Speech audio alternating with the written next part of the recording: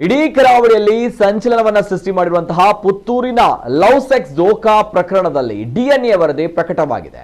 ಪ್ರಕರಣದ ಆರೋಪಿ ಕೃಷ್ಣ ಜಯರಾವ್ ಡಿಎನ್ಎ ಜೊತೆಗೆ ಮಗುವಿನ ಡಿಎನ್ಎ ಕೂಡ ಹೊಂದಾಣಿಕೆ ಆಗುತ್ತದೆ ಎಂಬುದಾಗಿ ವರದಿ ಬಂದಿರುವುದು ತಮಗೆಲ್ಲರಿಗೂ ಕೂಡ ಗೊತ್ತೇ ಇರುವಂತಹ ವಿಚಾರ.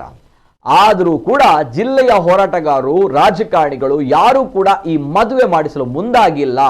ಆದರೆ ತಪ್ಪು ಮಾಡಿದ ಆರೋಪಿ ಯುವಕ ರಾಜಾರೋಷವಾಗಿ ಓಡಾಡ್ತಾ ಇದ್ದಾನೆ. ಜಿಲ್ಲೆಯಲ್ಲಿ ದನಗಳಿಗೆ ಇರುವಂತಹ ಮರ್ಯಾದೆ ಬಡ ಹೆಣ್ಣು ಮಗುವಿಗೆ ಇಲ್ಲವಾಗಿದೆ ಎಂದು ಸಾಮಾಜಿಕ ಹೋರಾಟಗಾರ್ತಿ ಪ್ರತಿಭಾ ಕುಳಾಯಿ ಆಕ್ರೋಶ ವ್ಯಕ್ತಪಡಿಸಿದ್ದಾರೆ. ಪುತ್ತೂರಿನಲ್ಲಿ ಯುವತಿಗೆ ವಂಚನೆ ಮಾಡಿದ ಆರೋಪಿ ಯುವಕ ಕೃಷ್ಣರಾವ್ ಇದೀಗ ಜಾಮೀನಿನಲ್ಲಿ ಹೊರಗಡೆ ಓಡಾಡ್ತಾ ಇದ್ದಾನೆ.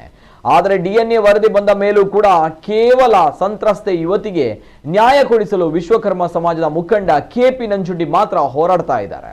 ಜಿಲ್ಲೆಯಲ್ಲಿ ಒಬ್ಬನೇ ಒಬ್ಬ ಗಂಡಸು ಕೂಡ ಇಲ್ಲವೇ ನ್ಯಾಯ ಕೊಡಿಸಲು ಎಂದು ಪ್ರಶ್ನಿಸಿದ್ದಾರೆ. ದೂರದ ಮೈಸೂರಿನಿಂದ ಇಲ್ಲಿಗೆ ಬಂದು ನ್ಯಾಯ ಕೊಡಿಸಲು ಹೋರಾಟ ಮಾಡುವ ನಂಜುಂಡಿ ಜೊತೆಗೆ ಇಲ್ಲಿ ಸಾಥ್ ನೀಡುವ ನಾಯಕರು ಒಬ್ಬರೂ ಕೂಡ ಇಲ್ಲ.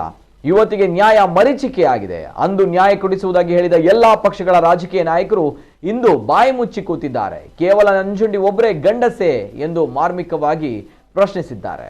ಇಲ್ಲಿ ರಾಜಕೀಯ ಲಾಭ ಇದ್ರೆ ಮಾತ್ರ ಹೋರಾಟ ಮಾಡುವ ರಾಜಕಾರಣಿಗಳು ಬಡ ಸಮಾಜದ ಹೆಣ್ಣು ಮಗಳಿಗೆ ನ್ಯಾಯ ಕೊಡಿಸುವುದಿಲ್ಲ ಎನ್ನುವುದು ಗೊತ್ತಾಗಿದೆ. ಹೀಗಾಗಿ ನಾನು ದೊಡ್ಡ ಮಟ್ಟದ ಪ್ರತಿಭಟನೆ ಮಾಡಲಿದ್ದೇನೆ. ಕಾನೂನಾತ್ಮಕವಾಗಿ ಏನು ಮಾಡಬೇಕು ಅದನ್ನ ನಾನು ಮಾಡಿಯೇ ಸಿದ್ಧ. ಇದು ಸಮಾಜಕ್ಕೂ ಕೂಡ ಒಂದು ಪಾಠವಾಗಲಿ ಎಂದು ಹೇಳಿದ್ರು. ಆದರೆ ಈಗ ಮದುವೆ ಆಗೋದಿಲ್ಲ ಅಂತ ಹೇಳಿ it is worse than a rape.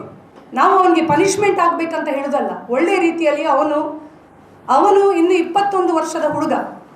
ಆದರೆ ಅವನ ಅಪ್ಪ ಅಮ್ಮ ಯಾರಿದ್ದಾರೆ, ಯಾವ ರೀತಿ ಸಂಸ್ಕೃತಿ ಕೊಟ್ಟಿದ್ದಾರೆ, ಯಾವ ರೀತಿ ಸಂಸ್ಕಾರ ಇದೆ ಅಂತ ಹೇಳಿ ಗೊತ್ತಾಗ್ತದೆ. ಅವರಿಗೆ ಸಂಸ್ಕಾರ ಇದ್ರೆ ಅಲ್ಲ ಅವರ ಮಗನಿಗೆ ಇರೋದು. ಒಂದು ಹುಡುಗನಿಗೆ ತಿದ್ದಿ ಅವನನ್ನು ಮದುವೆ ಮಾಡಿಸಲಿಕ್ಕೆ ಆಗುದಿಲ್ವಾ? ಅಟ್ಲೀಸ್ಟ್ ಸಮಾಜಕ್ಕೆ ಬೇಕಾಗಿ ಯಾರು ಸಹ ಯಾರೊಟ್ಟಿಗೆ ಸಹ ಇರ್ಬೋದು, ಯಾರಿಗೆ ಸಹ ಮಕ್ಕಳು ಮಾಡ್ಬೋದು, ಅವರನ್ನು ಹೇಗೆ ಸಹ ಬಿಟ್ಟು ಹೋಗ್ಬೋದು ಅಂತ.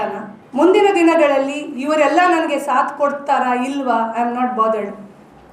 ಆದರೆ ನಾನು ಒಂದು ಹಿಂದುಳಿದ ವರ್ಗದ ಮಹಿಳೆಯಾಗಿ ಹಿಂದುಳಿದ ವರ್ಗ ಅದನ್ನು ತೆಗೆದು ಬದಿಗೆ ಇಡಿ, ಮಹಿಳೆಯಿಂದ ಏನು ಸಾಧಿಸಲಿಕ್ಕೆ ಆಗ್ತದೆ ಅಂತೇಳಿ ನಾನು ತೋರಿಸ್ಕೊಡ್ತೇನೆ. ನಾನು ಒಬ್ಬಳೇ ಅಲ್ಲ, ಈಗಾಗಲೇ ತುಂಬ ಜನರ ಹತ್ರ ಮಾತಾಡ್ಕೊಂಡಿದ್ದೀನಿ, ಟೀಮ್ ಮಾಡ್ಕೊಂಡಿದ್ದೀನಿ. ಆ ನೀಚನ ಮನೆ ಎದುರು ಹೋಗಿ ಪ್ರತಿಭಟನೆಯನ್ನು ಮಾಡ್ತೀವಿ, ಅಲ್ಲೇ ಧರಣಿ ಕೂತ್ಕೊಳ್ತೀವಿ, ಎಲ್ಲಿವರೆಗೆ ಅವನು ಮದುವೆ ಆಗುದಿಲ್ಲ ಅಲ್ಲಿವರೆಗೆ. ಯಾಕೆಂದರೆ ಸಮಾಜದಲ್ಲಿ ಇನ್ನು ಉಳಿದ ಹುಡುಗರಿಗೆ ಇದೊಂದು ಪಾಠ ಆಗಬೇಕು. ಬಡವರನ್ನು ಕೇಳುವವರಿಲ್ಲ ಇಲ್ಲಿ, ಬರೇ ಎಲ್ಲರೂ ರಾಜಕೀಯ ಬೇಳೆ ಬೇಯಿಸ್ಕೊಳ್ಳಿಕ್ಕಿದ್ದಾರೆ. ನಾಚಿಗೆ ಆಗ್ಬೇಕು ಇಂಥ ನೀಚ ರಾಜಕಾರಣಿಗಳಿಗೆ. ಒಂದು ಬಾಯಿ ತೆಗೆಯುವುದಿಲ್ಲ. ದನಕ್ಕೆ ಇಲ್ಲಿ ಮರ್ಯಾದೆ ಇದೆ ಈ ಜಿಲ್ಲೆಯಲ್ಲಿ, ಹೆಣ್ಣು ಮಕ್ಕಳಿಗೆ ಮರ್ಯಾದೆ ಇಲ್ಲ. ದನ ಎದ್ದ ಕೂಡಲೇ ಬರ್ತಾರೆ ಭಗವಧ್ವಜ ಇಟ್ಕೊಂಡು. ಈಗ ಹೋಗಿ ಅವನ ಮನೆಗೆ, ಅಲ್ಲಿ ಅವನಿದ್ದಾನಲ್ಲ ಪುತ್ತೂರಲ್ಲಿ, ಅವನ ಮನೆಗೆ ಹೋಗಿ, ಆ ನೀಚನ ಮನೆಗೆ, ಆ ರಾಕ್ಷಸನ ಮನೆಗೆ ಹೋಗಿ ಅವನನ್ನು ಎಳ್ಕೊಂಡು ತಂದ ಹುಡುಗಿಗೆ ಮದುವೆ ಮಾಡಿಸಿಕೊಡಿ. ಅವ್ನು ಮತ್ತೆ ಬಾಳ್ತಾನೆ ಇಲ್ವಾ ಅದು ಮತ್ತೆ ಪ್ರಶ್ನೆ. ಮದುವೆ ಮಾಡಿಸಿಕೊಡಿ ನೀವು.